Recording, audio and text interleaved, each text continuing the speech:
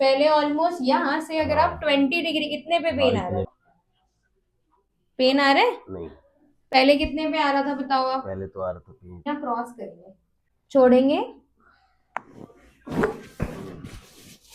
ठीक है। ठीक है, ठीक था वो? हाँ अच्छा हुआ था। गहरी लंबी सांस छोड़ेंगे, ठीक है।